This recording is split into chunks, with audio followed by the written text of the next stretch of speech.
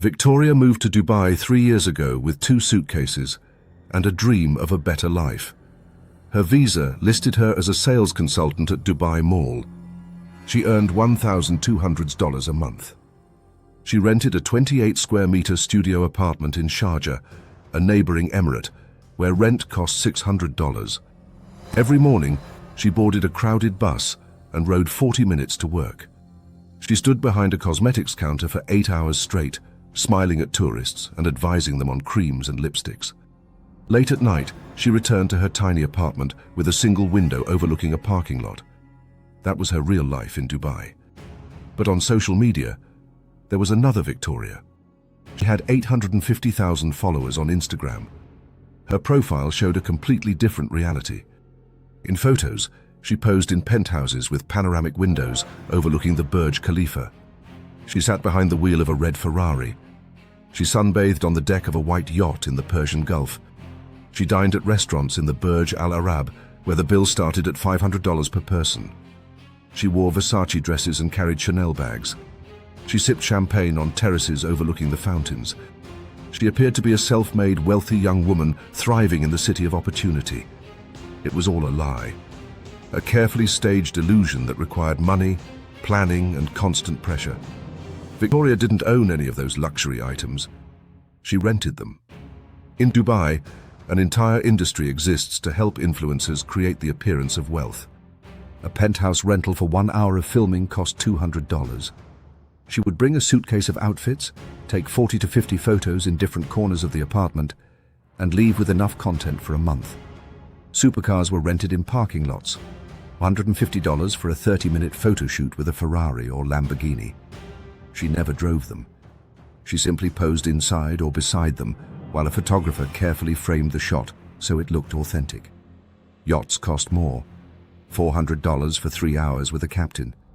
She would split the cost with other influencers, carefully cropping them out of photos to create the illusion of a private outing. Designer clothes and accessories were rented too. A Dior dress cost $80 per day. A Hermes bag cost $50 per evening. Jewelry, watches, sunglasses, all available for short-term rental.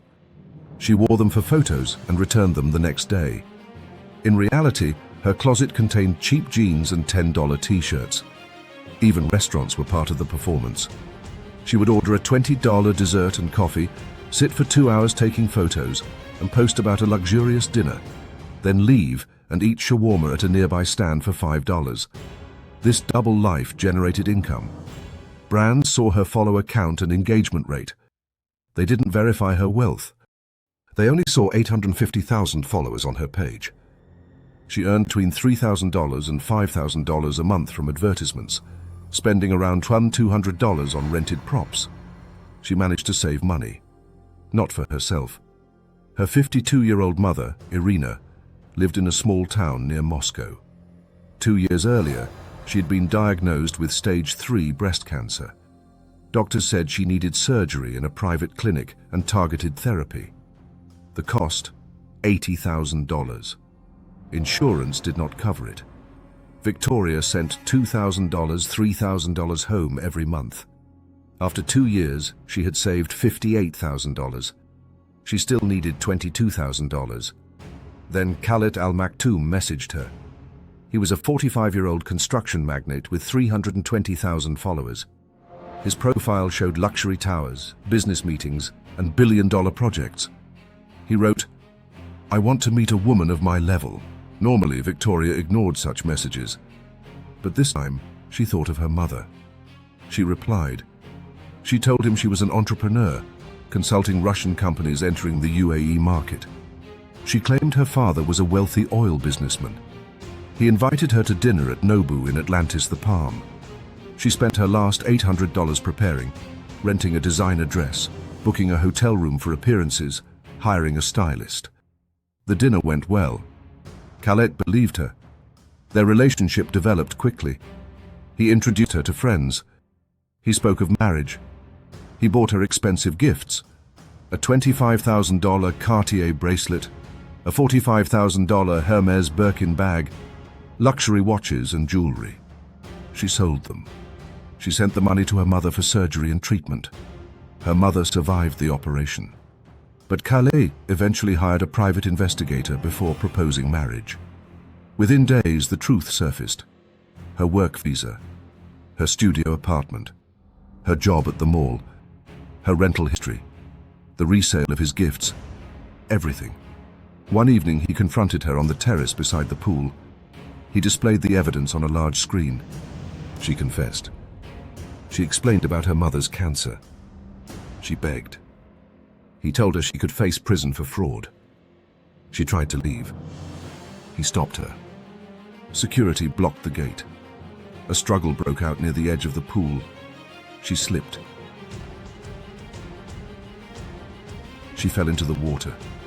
She couldn't swim well. Her dress dragged her down.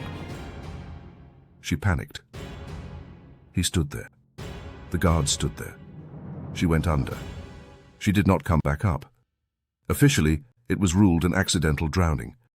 But there were bruises on her wrists, marks suggesting restraint, signs of a struggle. The case quietly closed. Her family received $500,000 in compensation in exchange for dropping all claims. Her final Instagram post, made 18 hours before her death, showed her smiling by that same pool. Caption: "Living my best life." No one knew the truth behind the image.